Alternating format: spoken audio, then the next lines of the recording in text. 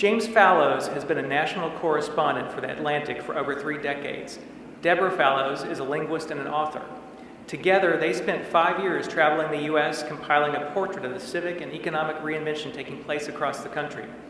Their new book, Our Towns, a 100,000-mile journey into the heart of America, is an outgrowth of their regular American Futures project for The Atlantic. It is a vivid and optimistic portrait of the grassroots work happening on the local level across the United States. Please join me in welcoming to LFPL, Deborah and James Fallows. Thank you so much, Jim and Janet, for the warm introduction. Thank you all for coming. As you will infer, I am Jim of the Jim and Deb duo. This is Deb. Hi. And you're going to be manning the slides, right? I am, but I am not being successful. You will figure this out as we go. And so we're really delighted to be here. We're big fans, of public libraries, as you'll hear, especially from Deb. We're big fans of Louisville, which Deb can say better than I can. We have a chapter about this city with one particular aspect of its development in our book, which was about the first, the first build factory and the way in which it is really changing, sort of epitomizing changes in manufacturing. So what we're going to do for the next 25 or 30 minutes is go back and forth. Our book is written in segments between the two of us. I write the parts that are signaled by a little icon of an airplane in front of them. Deb writes the parts. I have a tiny quill pen. And so we have very, very different voices, which we think form a complementary whole, and you'll hear them on the stage. And I will set up something about the project. Deb will tell you about a particular aspect of what we've seen. I will tell you some more of some of the surprising things we think we have learned. Deb will tell you about another aspect that she's looked into. And then I will have, what we think of as the big finish. I'll tell you what we think the reason the last few years of traveling around the country have really changed our mind about what's happening in the U.S. and the way that all of us can be involved in it. So I'm going to begin my brief part of this with a quote. This is something that was in a newspaper in Bakersfield, California, about 3 days ago. Who's ever here has ever been to Bakersfield? So Bakersfield, as you all know firsthand, and I say, because I'm from that part of California, is not the garden spot of California. It's sort of if you look at the grapes of wrath, that's where the Joad family ended up, in that part of California, in my hometown of Redlands. And it's sort of a hardscrabble place in the Central Valley. But the editor of the Bakersfield paper wrote, "There is a quietly growing movement brewing in the interior of America. Pretty soon it will boil over, and it's about time somebody covered it." Now, we've heard that kind of rhetoric in the last couple of years about unhappiness, bile, disaffection, division in the country. In fact, the editor of the Bakersfield paper was talking about our book and was saying that the revolution that is brewing in the country and that people should pay attention to is the city by city renewal and renaissance and reinvention and experimentation, which at a time of real dysfunction in national politics is, we think, and we're here to tell you, sort of paving the way towards the next era of American reform and American possibility. Things that people are doing without being aware of how many other people across the country are doing the same sorts of things. So our mission is to try to connect those patterns into a picture and say what the picture suggests for the country and to go on from there. Deborah, any corrections before I go on? No, you've done fine. This is a rare moment. So I've worked for The Atlantic for a very long time. I worked for Jimmy Carter, who some of you may recall when he was president. I was his speechwriter. When that was over, I joined The Atlantic, and I've worked for The Atlantic almost all the time since then.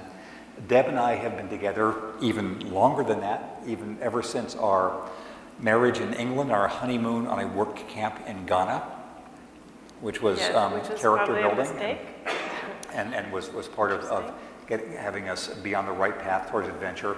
We had been living in China starting in 2006, back and forth. When we finally came back from that experience in 2011, we realized that in China, we'd done everything we could to get out of the big cities. We went on trains and buses and horses and whatever to get to the provinces of China and little towns.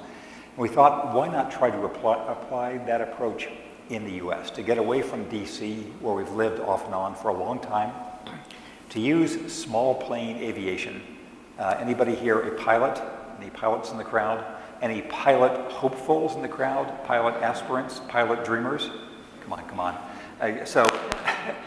There are, for those of you who will become pilots, the United States is covered with small airports, and we knew over the years how many places you could get to that way that were hard to get to in any other way. So we thought, let's try to look for smaller parts of America that aren't usually covered seriously by the media, that are covered by the media when there is a shooting, or when there is the Iowa caucuses, or when there's a Senate race, or when there is a concept piece, the future of the coal industry, et cetera, but not covered as real places with real three-dimensional aspects to their drama.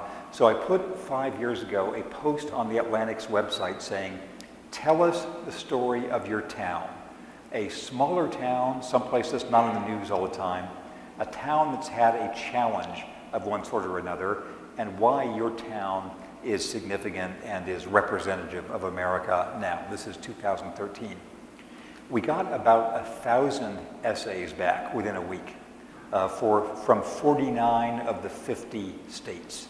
Bonus for those of you who can guess the 50th later on, saying Billings, Montana is the representative American town, Moline, Illinois, Allentown, PA, on through a long list. So starting 5 years ago, we traveled place by place. We reported things that on the Atlantic's website and in Marketplace radio broadcasts, which we did a number of reports on, and in some Atlantic articles. And we finally did this book, and giving a portrait of America that we think is different from the main media portrait. The main media portrait, as we understand it, is essentially trouble, division, paralysis, dysfunction. There was a very different kind of the US that we saw. I'm going to tell you in a minute some of the things that were most surprising, but now I'm going to turn the stage over to Deb, who will tell you about one particular institution that sort of epitomized the surprise of what we found versus what we expected. We are incredibly delighted to be here in this library tonight, because one of the most important things we learned on this journey was the vitality, the importance, the centrality of the public library in the community, no matter which community we went to. The librarians were among the first people we went to talk to when we landed in a town. We went to see maybe the mayor, the school, somebody with the schools, maybe the Chamber of Commerce, but always the librarian, because it became quite clear quite early that they were the ones who knew what was really going on in the town. They became the heart and soul of the activity of the town, and they knew what the wants were, what the needs were, and it's their mission to serve that, to serve those needs and wants. So it was a surprise to us, because while we've been in libraries a lot, we thought that they were probably pretty much like the ones we grew up with when we were kids, where you go to maybe do your homework or get books or, do a little research or something, but found so much more. And I think there are three different categories where the libraries of today really fill in the gaps of what is necessary in a town where a lot of other things come up short for one reason or another. And I am betting that your library exceeds most of those that we saw. I know that you have a very rich system of libraries in this area, and would like to learn more about what's happening in this particular library. So I want to talk real briefly about three different things the library does that we saw a lot of: education, technology, and civic and social life. In the technology realm, it seemed to me that there were both high-tech and low-tech operations going on in the library. In the low-tech area, it was basically teaching about computers and how to use them, or being an access point for people. 25% of people of homes in the country don't have fast Wi-Fi, so a lot of people really rely on the Wi-Fi connections at the library as their connectivity to what's going on in the U.S. When I was in Columbus, Ohio, there was I saw an exam. I talked to the librarians, and they told me, as in many places, that looking for a job is one of the main things that people go to the library for, the job search. There was a young man who walked into the library in Columbus, main library like this, and the librarian was helping him search online for possible jobs. So they searched and came up with one or two and loaded an application up on the screen, and the librarian said to him, okay, look, you fill out this application, and I'll come back in about 15 minutes. We'll look it over, and then we'll go on from there. She went away. She came back after 15 minutes and found that he had completed the application, but with a marking pen on the screen.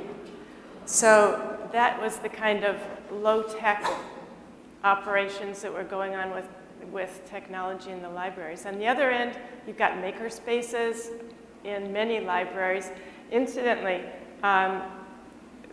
Benjamin Franklin conducted some of his first electricity experiments in the Philadelphia Library Company, kind of precursor to public libraries. So it seems only fitting that there are these maker spaces in public libraries today.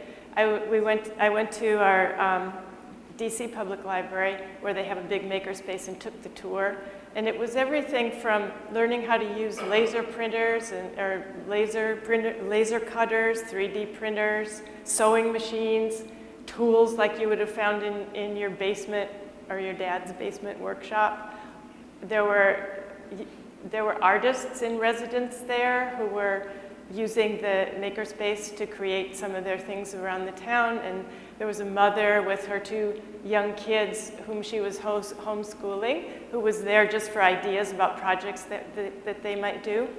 And also, often in the libraries at the main reading table, there would be some young people who were doing a startup company. They couldn't afford any other workspace, so they'd be there at the library working on their laptops, maybe getting a latte outside or taking phone calls in the park. And I asked the librarians, is this something you resent, that these people are here every day starting their business in your library? And they said, absolutely not. We just hope that when they're successful, they remember us and they'll come back. Yeah. In education, when I would talk to library directors and ask, what's the most important thing you're doing? Close to invariably, it would be, it's all about the children. We need to get them ready to go to school. And I saw the exemplar children's area in Birmingham, Alabama, Columbus, Ohio, Winters, California, Redlands, California, Bend, Oregon, you name it, all across the country. If there was money, it was going to the children's room. And when I asked the librarian, what does reading readiness really mean? Just tell me, explain this to me. And he said, it means when you've got a little kid going into kindergarten, and you hand him a book and he holds it upside down, there is no reading readiness there. So they really considered that was one of their most important missions about the library and education. And it carried on up through, homework help for the elementary school kids, GED courses at the LA Public Library, remote college classes being piped into some public libraries.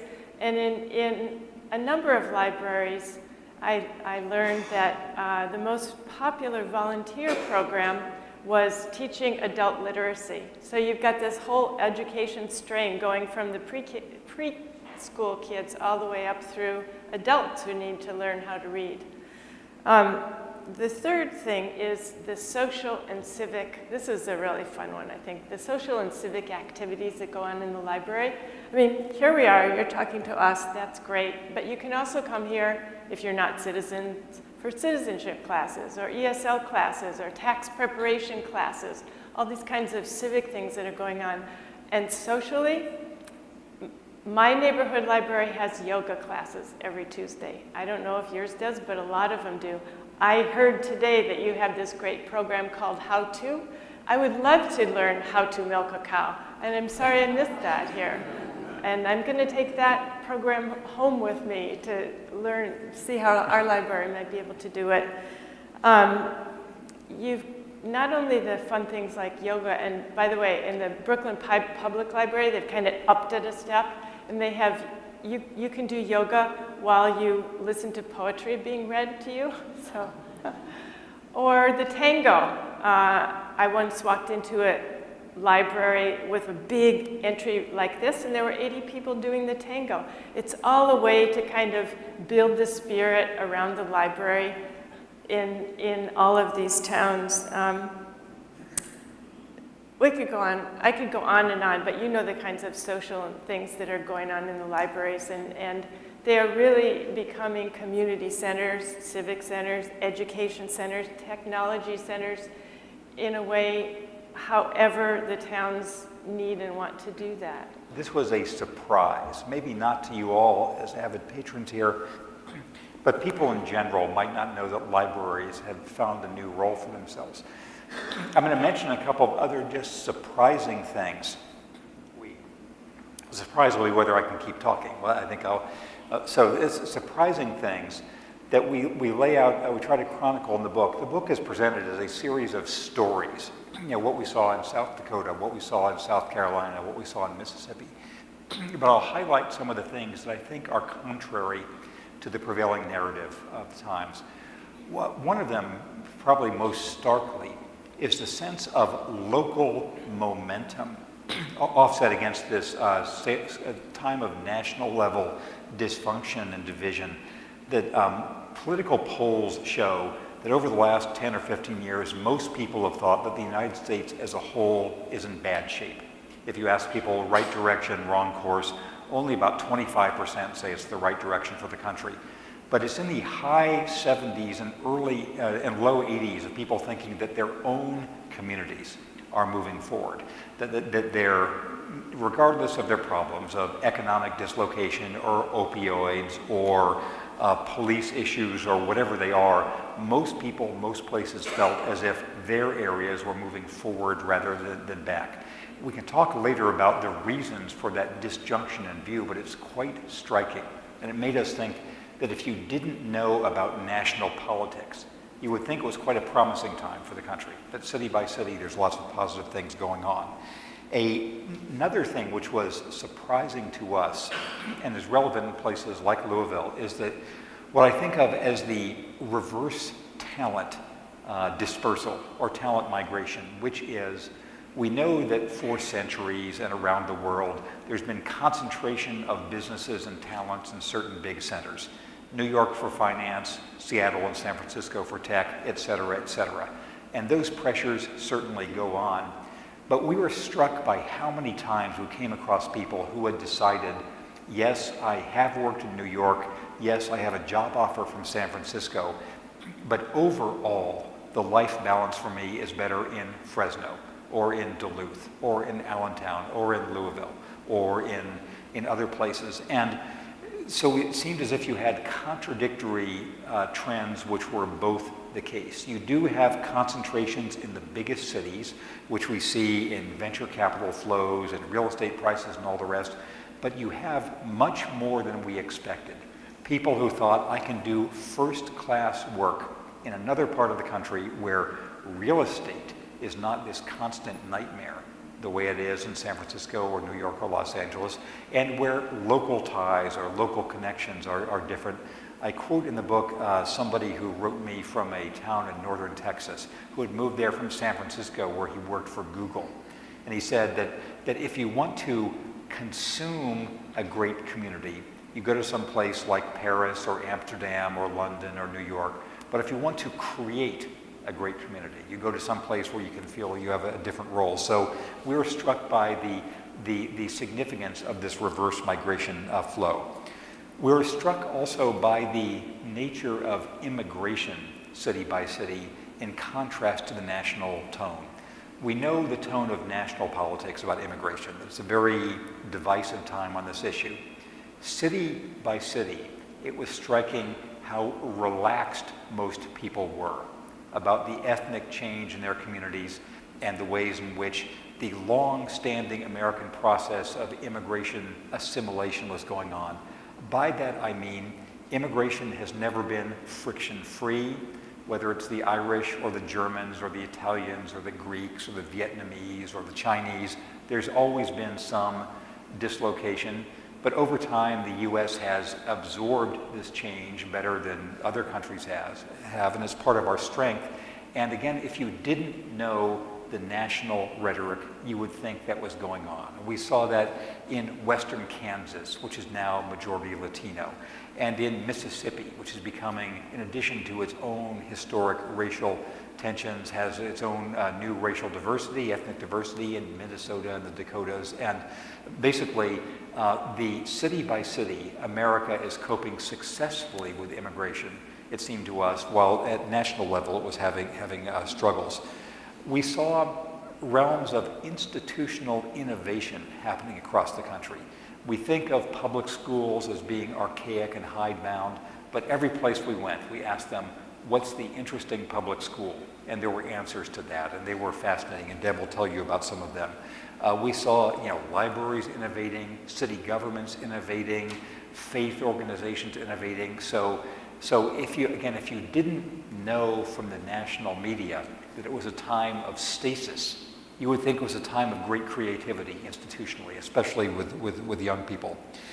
We found economic adjustments we hadn't expected, which I'll summarize this way. People whose parents might have worked in the giant factories that are now closed and that are not coming back. These people stay now in their 20s and early 30s were largely finding ways through community colleges and career technical education to adapt to the new tech jobs of this era as welders or as construction people or as robotics repair people, or a whole range of things where there's a shortage of workers in high paid and highly skilled jobs. And we also saw, perhaps most surprising at all, signs of increasing civic engagement, of people feeling as if the future of their communities was worth their fighting for, and being involved in new ways that you would not think from the tone of most national media. I could go on with more and more detail. I'm about to turn it over to Deb, but to wrap this up, we all know, and everybody we met knew, about the problems of the country and their communities. Again, economic polarization, racial divisions, opioids, all the other problems we're aware of. But most people, most places felt as if they were moving the needle in the right direction rather than the wrong direction. And it's illustrations of that we wanted to give. And Deb will now give another institutional illustration for a couple minutes. I spent a lot of time in classrooms when we were on this trip. We would, as Jim said, usually ask, what's an interesting school in this town? So Greenville, South Carolina was problematic because there were so many interesting schools. We could have spent 2 weeks there. There is a distinct engagement between the business community, which is very high technology of BMW, GE, and Michelin. Got a lot of engineers in the town. Engagement with those industries and the public school system. So one of the things that they decided to do was to go into a very distressed part of central Greenville and build a new elementary school. So they built, maybe not surprisingly, the A.J. Wittenberg Elementary School of Engineering, where they teach these little bitty kids, pre-K through grade 4, all about the fundamentals of engineering, using volunteers from these companies who were, the age of the parents of these little kids, coming in and teaching about how light bulbs work or how witches fly, and how to use all the kinds of personal devices and laptops and touch typing that kids will have to learn. By the time these kids were in middle school, the industry came back and said, look, you've nailed this. We've got these kids totally fluent with the STEM courses. Now let's introduce enough arts so that they can be rich, full people, but also terrific employees for us. So let's teach them how to communicate, how to debate, how to give speeches, how to write, how to cooperate, how to collaborate. And I watched these kids in middle school folding in these kinds of real-world problems into their curriculum to learn those very important communication skills too. We saw schools around the country that were looking toward what was relevant in their economy or their geography or whatever to help to make part of the curriculum very relevant to what was happening there. Winters, California is a good example. It's in the agricultural region of central California. And half the kids there were studying about agriculture and farming. Not only the history of farming in California, but how to use and maintain all the equipment, how to make a business out of farming, how to keep up with the modern micro-agriculture techniques of farming, so that it was a way of having education be relevant, but also as a way of hoping to keep those educated kids in the community, furthering the economics of that community too. There's one more. Moving on up the chain, in the Golden Triangle of Mississippi, which is in northeast Mississippi, 3 small towns, Columbus, Starkville, and West Point, they have attracted about $5 billion of new heavy industry. They have Yokohama Tire Factory, they build helicopters for Airbus, they have a new state-of-the-art steel mill, and this is in a part of Mississippi where they lost textile mills, they lost the toilet seat factory, they lost the grave headstone factory. There was nothing left. So the East Mississippi Community College is now training future employees for this new heavy industry that has moved into the area in kind of micro workshops that mirror exactly what they would be doing as full-fledged employees there. So that's just a sample of gazillions of things that we have seen in the creative educational communities. So I'm going to try to give you the big finish in 2 minutes before we have questions and discussion. And this is something that Deb and I had no idea of 5 years ago, but really feel so passionately now that we're changing our life plans in accordance with it. We feel as if it's a really crucial moment in the nation's history, in the balance or the tension between different tendencies in our national fabric. At the national level, no matter what a political alignment you have, you can't think this is a good time nationally. That it is, you know, I once worked in a Democratic administration. You can imagine my perspective on this. Some of you may have different perspectives, but it's not a functional time. It's not when people feel that the great resources the country has are appropriately matched to the great challenges we have, the great problems we have. You know, look back historically, the United States has worked best at the national level when there is some matching of resources with challenges. So we have the national level, which is troubling. We're saying at the same time, there is this widely dispersed local level inventiveness, positive momentum, creativity, engagement, sense of testing the possibilities for the future. I believe I am right in thinking that Justice Louis Brandeis was from Louisville. Is that correct? So you all will know the quote I'm about to use from his famous decision on the states as the laboratories of democracy from the 1930s.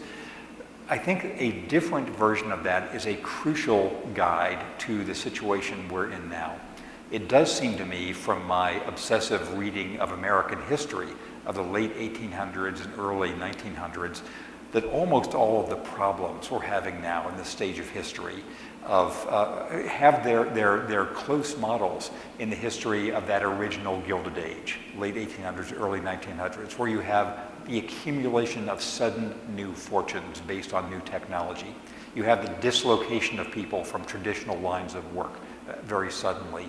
You have economic concentration, wondering how it can be controlled. You have rapid ethnic change. You have political corruption and disaffection You have globalization having all sorts of its impacts. So we know the problems of that era were very similar to ours. The forces on the other side in that era, the ones that Justice Brandeis of Louisville was actually talking about, were the dispersed reform movements that were growing all around the country. The labor movement, the women's movement, the African American rights movement, the immigrant rights movement, the settlement house movement for Jane Addams and others, the conservation movement, the good government movement that was happening both in California and in Teddy Roosevelt's New York, many other dispersed activities that collectively prepared the United States to respond in the right way to all of those problems it was having after the Civil War and their build-up towards World War I. I think we are in that moment right now, too. The normal national media narrative is it's division and bitterness all the way down. We see division in Capitol Hill, we see division in press conferences, so we assume it's a divided country. We think very differently. We think it's a moment of division at the top that does not reflect the actual fabric of the country. And so the challenge that I think we are all involved in, we, Deb and me, we people of Louisville and the Public Library, we Americans of this era and different generations, is learning from the example that Justice Brandeis wrote about of being laboratories for the next stage of American renewal and American reinvention and laboratories of democracy. So that is what we actually want to do, to spend the foreseeable future telling people about this other face of the country, of trying to connect people who are doing these things and trying to give them more leverage. And as the editor of the Bakersfield paper, whatever the name of the Bakersfield paper is, there's a quietly growing movement brewing in the interior of America, and it's about time somebody covered it.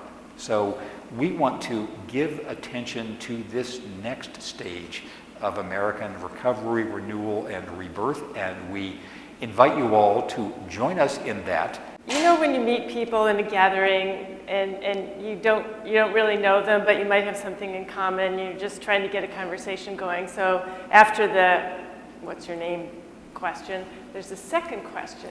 In Greenville, South Carolina, we heard that second question is, where do you go to church?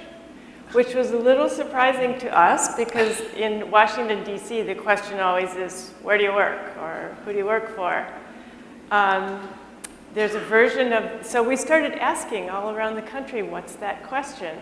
In Chicago, it's a version of where do you go to church. Even more extreme is, what parish do you live in? Even if you're not Catholic, you know what parish you live in. In Atlanta and Seattle, places that have a lot of influx of people, that question is, where are you from? Because most people aren't really from there. In LA, it's, how'd you get here? Well, I took the 10 to the 405. Anybody here from St. Louis? Okay, I'm going to stick my neck out and ask you, what's the question in St. Louis? Yes, That's it. That has never failed. Everyone from St. Louis, where'd you go to high school? Okay, Louisville, is that the question? Yeah? Alaska and Hawaii are two places where you don't ask, where are you from? Because people in Alaska often have a kind of sketchy background and it's too intrusive. On the big island of Hawaii, it's the Witness Protection Program that has a big campment there. Yeah. So the wind-up to this is New Orleans, where I thought for sure they were just pulling my leg on this, but it's, I've heard it so many times. There are two versions. Who's your mama? Because everybody knows who your daddy is by your last name, but they don't know who's your mama. And the kind of more folksy version, how's your mama and them? Which is this kind of real familiar, like, how's everybody doing in your life? So it's a sometimes kind of edgy, pushy question that people are uncomfortable with, because it's like, I just want to put you in my world and see where you fit. So we offer you instead a, what's your story? So then somebody can tell you what they want to tell you, not where'd you go to high school? Okay, I get it, I see where you are. Anyway, take that one home. Full disclosure, I share your optimistic bias, and it's nice to hear that. And I'd like to know, A, how you pick your macro itinerary, and B, how you picked your micro itinerary once you were in Greenville, South Carolina. 5 years ago, we didn't know whether this was going to be a viable project or idea at all. So we had reasons to think that Sioux Falls, South Dakota was an interesting place. We went there once and were there for several days and thought about it, went back again for another week or so, and we thought, this is really interesting. Sioux Falls, who here has been to Sioux Falls? It's just an incredibly interesting place. They do a lot of we published a picture on the Atlantic's blog of a tractor that would probably fit in this room, but it would be a close call. It's a GPS-guided tractor that places an exact dot of fertilizer on the exact location where the seed is and an exact dot of water there, makes for much more sustainable farming. And it's part of the reason it's in Sioux Falls is that almost all of the satellite imagery the United States has ever collected is stored in Sioux Falls. They have this repository there, a research center whose initials are EROS. They don't call it Eros, they call it EROS, but so anyhow, this has spawned a whole geospatial information in Sioux Falls. We went there, we thought this is really interesting. We had some other leads of improbable places, Holland, Michigan, Burlington, Vermont, Eastport, Maine, sort of accidental reasons in each case, but we, over time, tried to sort of diversify regions of the country, economic stories, size of town. We had a reason where the Atlantic wanted us to go to a couple of big towns. So we went to Columbus, Ohio, which is very big, but still thinks of it as a small town. Side note, the tragedy of Columbus, Ohio, is that its civic leaders aspire for it to be known just as Columbus, like Louisville, like Pittsburgh, like Seattle. But that can never happen because there is a Columbus, Mississippi, and there is a Columbus, Georgia, and all that. So anyhow, we just kept experimenting and sort of by titration. We have 100 more places we're ready to go to next, but it was a plan and accident feeling our way, and there's only one or two that were sort of disappointing. Most of them were happily surprising. So micro. So the micro was usually on our first day or two in town, we'd round up the usual suspects, like the librarian, somebody in the schools, as we said, those other things. And always we would ask the question, and the newspaper editor, we'd always ask the question, who's making this town go? Not anything more leading than that, but just who should we really see? Who's behind a lot of the motion in this town? And in that question, we'd end up with a really surprising variety of people. Sometimes it was, as you'd expect, the mayor or something, but the more interesting ones were, for example, in Charleston, West Virginia, a man named Larry Gross, who was a musician who had come to town on a musician in residence program back in the 70s, on some government-funded program, liked it, stayed, and had developed a whole cultural cultural effort in the town of a music festival that has turned into it's called Mountain Stage, an NPR radio station, and it just kind of grew the whole cultural aspect of that town into a very vibrant place and brought in a lot of revolving big name people and encouraged musicians around town to take up the effort too, like that. So it was, it was a matter of really following the breadcrumb trail of the newspaper editor says, well, here's an issue, go talk to X and Y about economic development in the town, or you got to talk to so-and-so about the Main Street development, or go see these 16 schools, or whatever it would be. And there was always an anxious moment on about Monday when we would arrive. We were thinking, okay, place your bets, we'll see how it works out here. And around about Tuesday afternoon, we're thinking, there is so much to do here. You know, we're really poised to get out. About Thursday, we'd think, there's no way we can possibly cover everything we're supposed to do in this town. And then we'd start planning for either staying on to the next week or coming back on a return visit. So it was just this kind of process that we followed, and it just presented itself every time. And at the end of every day, so Jim and I lived in China for about 4 years between 2006 and 2009. And it was such an astonishing experience. Each day we'd go out and do a lot of the same kind of thing, just learning about the country. And we'd come back at the dinner at the end of the day, and invariably the conversation would start with, "You're never going to believe what I saw today," or "This is just incredible what I learned today." Interestingly, it was the same kind of conversation we would have at the end of every day in the towns that we went to. "You can't believe what I learned," or "Here's what I saw." That surprise factor was really excellent. As time went on, we increasingly and deliberately went to more and more troubled places, like San Bernardino, California, and Erie, Pennsylvania, and western Kansas, just so we had a leaven of places with serious challenges. Yes. I wondered if you could speak to, you have found all these engaged people and committed people at the local level. Could you speak to the demographics of what you found? I mean, were young people engaged? Was it older people? Did you see any hope that any of this is going to bubble up to the state and national level? The demographics were really interesting. We are, Deb and I, of the dreaded baby boomer generation. And in many places, the baby boomers were the lagging indicators. In big industrial cities, people of our vintage were the ones who may have been laid off and weren't going to find any kind of real replacement ever. One of the things I've learned from American economic history, which I have studied over the years, is that essentially any decade in American history, somebody's gotten dislocated. You know, that it's amazing that in the 1880s and 1890s, and you may think of this in your own family trees, most Americans were farmers.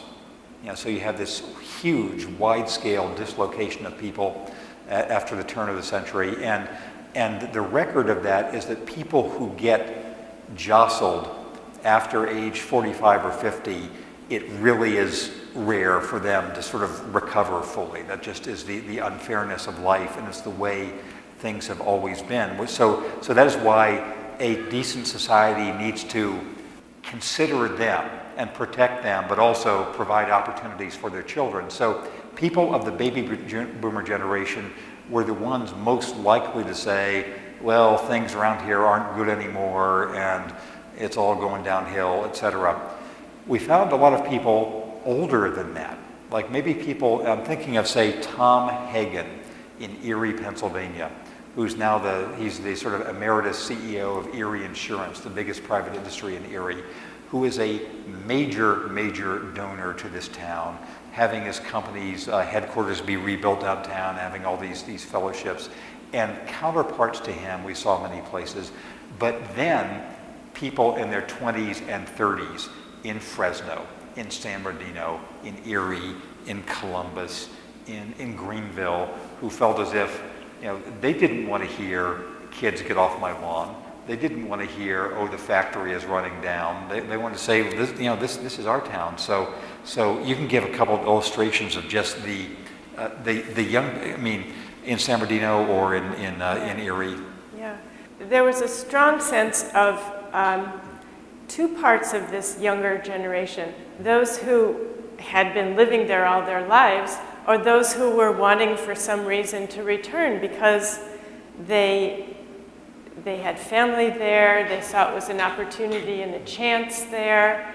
San Bernardino is a good example of what young people are trying to do, and this is a really troubled town. Have you been there to San Bernardino? Yeah, that's, yeah. Yeah, it was a bankrupt town. You may remember the shootings, one of the horrible series of shootings that happened there a couple years ago. there was a group we met called San Bernardino Generation Now. They were 30-year-olds, give or take a little bit. And they were angry. They were angry that everyone was bad-mouthing their town so much. And they said, we love this town. This is where we grew up, and we want to make it better. So they banded together, and they developed, they said not an organization, but a movement. They wanted to start a movement. A lot of them were artists. So they started out simply of going around town, cleaning up the parks, painting murals on the sides of buildings, kind of prettying up the place. And they would have occasionally, little bands of kids following them around. So they were modeling some good behavior for the little kids. Then they decided to use their artistic skills to do a number of things. They had festivals in town where they would, on the excuse of having face painting and music sessions and poetry readings, whatever it was in the park, they would have be gathering information about civic issues that were important to them and important to the town, and trying to figure out how to talk about these messages in that kind of environment. So they were making videos, and they would try to make videos taping, say, the city representatives about maybe a school bond issue or something, and to make it in an interesting way for the high schoolers in that town. And then they'd take it into the classrooms, and they'd show this cool video to the kids, and they'd say, this is why this issue is important, and primarily, when you are old enough to vote, you have to vote in every election. So they made this very creative process in San Bernardino with a really good strategy long-term of how they would do their part to help with an effective goal of saying, get out there and vote and change things. Those of you who've been to California know that Fresno is perennially the least fashionable city in California. People in San Francisco joke about it as the place you have to go through on the way to Yosemite, etc. But Fresno, the young people of Fresno, very much as Deb is saying about San Bernardino, have decided they're going to embrace this idea of being looked down on and just turn it to their advantage. One of their big city mottos now is unapologetically Fresno. And they have a sort of joke version of changing the city's name to Fres Yes. And it's just, so that they have, you have these people in their 30s, we described a number of them, led by Jake Soberall and Irma Olguin, who are saying, yes, we're going to turn this around. For all this bubbling up to the national level, we'll see, but yes. Dodge City seems to get a lot of attention in your book. You seem to spend a lot of time there and focus. Why do you think Dodge City is important now? So Dodge City, it got our attention as an example of a non-metropolitan rural area coping with lots of different change. And are you from there, from around there? We know it. Yeah. So you know it, no doubt, much better than we do. But what impressed us was, it's always had a more diverse population than one would think just from Gunsmoke, from the railroads and the early cattle drives and all that. But in the last generation, as the beef industry has come there, it's become very significantly Latino. And it was striking to us, two aspects of this were striking to us. One was in a politically very conservative area, conservative state, a conservative part of the state. There was a sense, at least as far as we could tell from both the Anglos and the Latinos, that our future was combined, that this was the future of the town. I quote a man there whose last name I forget, but he's the head of the Servitec company, which is an agricultural company. He's presented himself as a very conservative Republican, but he said he was proud that his son in Dodge City Public School could learn all the verses to Feliz Navidad in Spanish and was at ease with both cultures. And he was saying that he thought that ease with both cultures was the secret of the city's future. And so that was interesting to us in the current climate.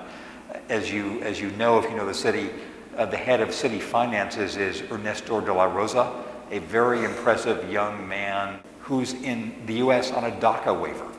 And so the city voted for Trump but wants to keep Ernesto de la Rosa as their city government. So that tension was interesting.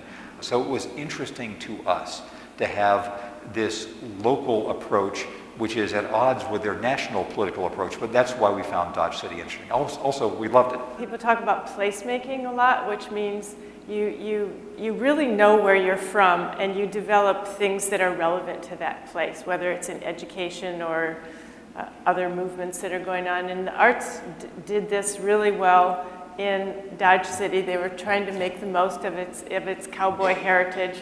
And you'd see these really nice kind of copper the silhouettes. Silhouettes that would frame the entrance to the city. And so, you go into the city with this sense of what it was like 100 plus years ago or 140 even years ago when it was the Wild West. I mean, this is where Gunsmoke came from.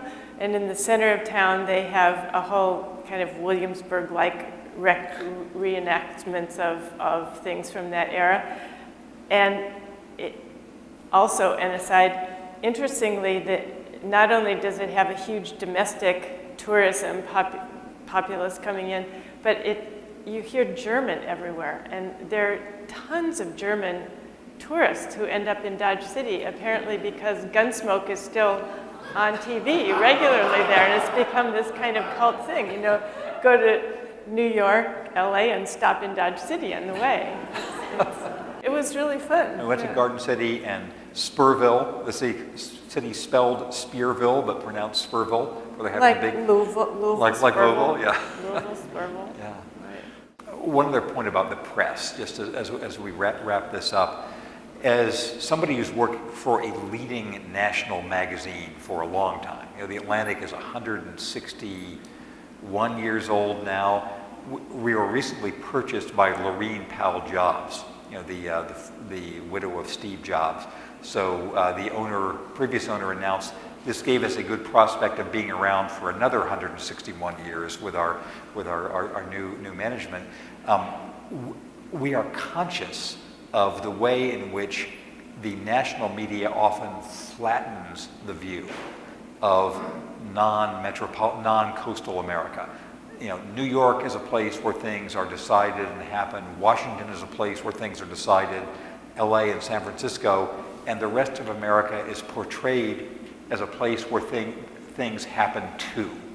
The rest of America is sort of portrayed as the objects of political trends and all the rest.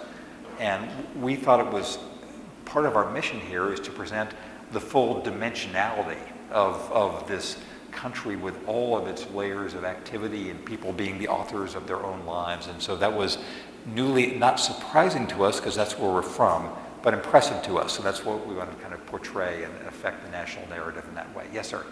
You mentioned that several items like schools and so forth were influential in your decisions. What about churches? So churches were a very major part of the social fabric of many places we saw. And one of our themes is that the devices of social connection keep changing. Robert Putnam had his famous book, Bowling Alone, 10 or 15 years ago, about the decline of bowling leagues in his part of northern Ohio. And those may indeed have declined, but other things seem to be rising up, and different kinds of churches are taking their place.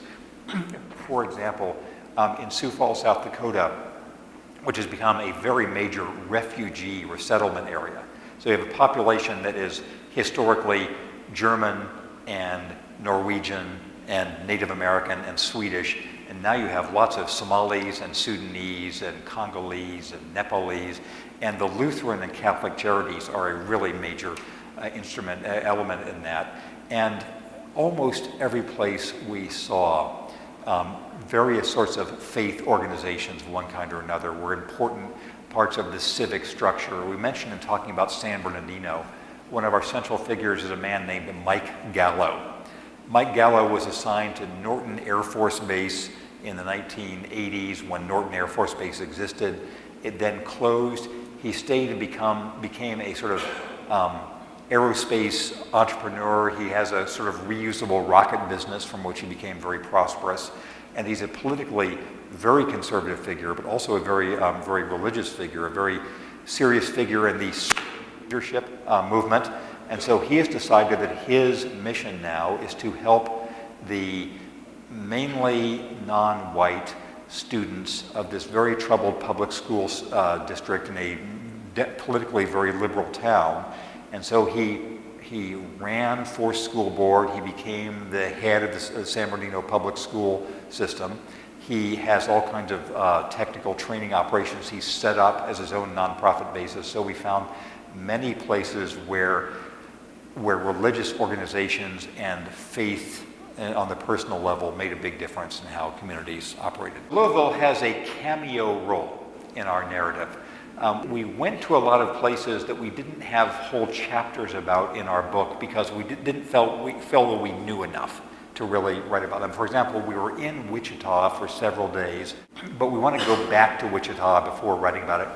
And Louisville, we were in, I was in for a couple-day period looking at one particular thing, not about Louisville in its larger dimension, which we will come back here and learn about, but Louisville in one particular way, which was this first build enterprise that GE has set up, and then it's been spun off to Hire. And this was fascinating to me. We have a chapter about First Build because, in a way, so have you all been to First Build? Do you know about this? So GE Appliances, you know about its historical role in Appliance Park. About 5 years ago, they set up this kind of their own maker movement space called First Build. And I don't know the city well enough to describe just where it is, but I think it's near the university, and it's a place that it resembled a lot of things I'd seen in China. And that was so fascinating about it in that, so I described it as a way in which the modern maker movement in the US, this may be one of its finest illustrations. So the maker movement, is that something everybody's familiar with? So it's a way in which thinking of bringing the modern tools of advanced, nimble technology to having a new wave of manufacturing, not setting up some giant factory like General Electric's former locomotive plant in Erie, PA, but rather these small, nimble, quickly adapting, high-value, short production run factories that would allow a different kind of manufacturing to be done in the US and not in China. The best analogy I can think of them is that you all know the saying by A.J. Liebling, saying that freedom of the press is guaranteed to anybody who owns a press. Now, he was saying that newspaper publishers were the only ones with no freedom of the press. That's because to put out a newspaper, you needed a gigantic printing press. And then we had sort of ways in which things became more nimble with alt weeklies. These days, because of blogs and the internet and Twitter, anybody is in essence a publisher. And the First Build operation and the maker movement in general is trying to do that with manufacturing, allowing people to minimize the time between having an idea and getting a product to market. And so this is what's happening right here in Louisville with First Build is as fine an illustration of that as any place in the country. You know, there are labs at MIT that are doing this. There are labs in Greenville, South Carolina in the auto industry and all through Silicon Valley and San Francisco. But First Build is probably the best illustration in the country of it because GE put its money into it. So that's what I wrote about Louisville. We're going to do another round of all of this. So we'll be back here and we appreciate all these tips and we'll be happy to sign books for you all and see you around. Thank you.